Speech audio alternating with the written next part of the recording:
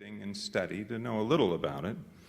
The differences between Unitarianism and Buddhism are obvious. Stories are told of the Zen masters who sit in silence for years trying to understand the nature of the primordial mind.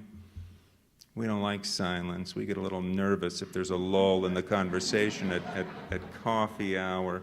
And yet there are also these affinities between our movement and Zen.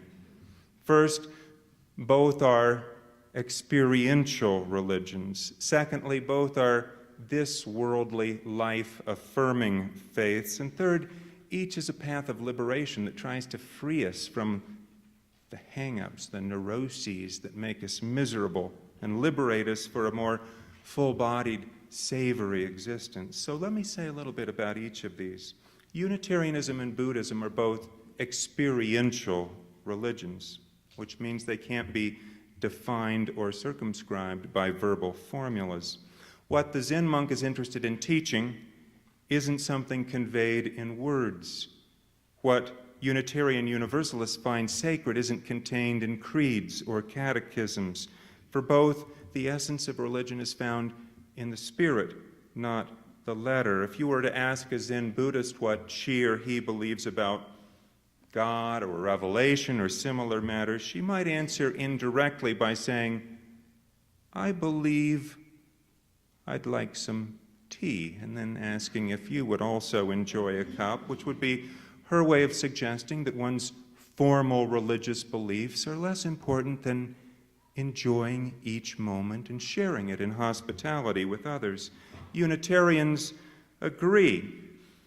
We sometimes find it easier to say what it is we don't believe than what we do, because our faith, like Zen, centers on experience. It's sometimes best expressed by saying what it's not, the way a sculptor chips away pieces of stone to leave the image. A puzzled monk once said to Fuketsu, "You say truth can be expressed without speaking and without keeping silent. How can this be?" Fuketsu answered, "In southern China in spring, when I was only a lad, how the birds sang among the blossoms." An experiential religion isn't obtained from books. It's caught, not taught. The Chinese proverb, "What comes in through the gate is not family treasure," is interpreted in Zen to mean that what somebody else tells you isn't true knowledge. At one Zen retreat I attended, led by a young Malaysian woman who'd been head of an abbey on Taiwan, our teacher challenged us to examine our own experience, to name our feelings, to uncover our own motivations, to be conscious of our own thoughts and intuitions. Be your own confidence, the Buddha said. Hold to the truth within yourself. For Zen, for Unitarians, faith is a verb rather than a noun. It's not a passive reception of truth received and handed down. It's a continual alertness and engagement of heart and mind. There's a Zen saying, "If you meet the Buddha on the road, kill him," which means that nobody else's wisdom, however profound, can substitute for your own.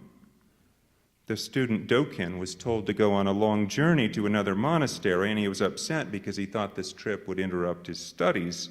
So he said to his friend, the more advanced student, "Please ask permission to come with me on the trip. There's so much I don't know. If we travel together, I can ask you, and in this way, I'll learn as we travel." "Well, okay," the advanced student said, "but let me ask you a question. If you're hungry, what satisfaction to you if I eat rice? If your feet are lame, what comfort to you if I go merrily on? If your bladder's full, what relief for you if I take a piss?" Unitarian Universalism and Zen are both earthy, life-affirming religions. We don't feel much shame about our bodies or natural functions or being who we are. Every human being has a basic nature of goodness, says a prominent Tibetan teacher. And this goodness contains tremendous gentleness and appreciation. As human beings, we can make love, We can stroke someone with a gentle touch, kiss someone with gentle understanding. We can appreciate beauty, appreciate the best of the world. We call this the inherent worth and dignity of every person. Both Unitarianism and Buddhism can be contrasted with religions that think people are fundamentally sick or sinful. Living well, as we understand it, doesn't mean suppressing or denying our own nature, but rather cultivating it, letting our best instincts emerge.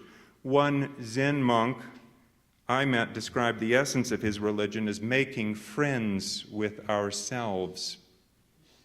And friendliness might be a good translation of the Buddhist term maitri, which is an attitude of unconditional acceptance of what is. And what is includes beauty and ugliness, order, chaos, uncertainty, and change. Like Unitarianism, Zen's a religion rooted firmly in insecurity. Above, not a tile to cover the head. Below, not an inch of ground for the feet. In a world with no guarantees, we make our journey with an awareness of the wonder involved in every step. Several years back, I studied for a semester at the Naropa Institute, a Buddhist center in Boulder, Colorado, and one of the courses that interested me there was Zen archery.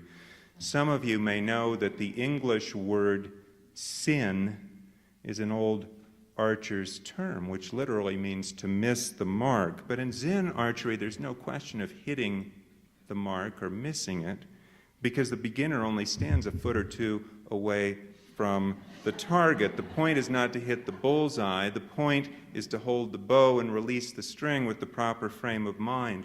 Eugen Herrigel, who wrote Zen and the Art of Archery, says how he spent almost 5 years trying to learn how to release the string, which had to be done the way a ripe fruit bursts its skin spontaneously and naturally. So instead of looking at life as a game of winning points and keeping score, Zen plays a game where every shot is excellent if it's released with the proper spirit. A life-affirming religion is also a tolerant religion because it finds no sinners in the world, only other people in need of compassion and help.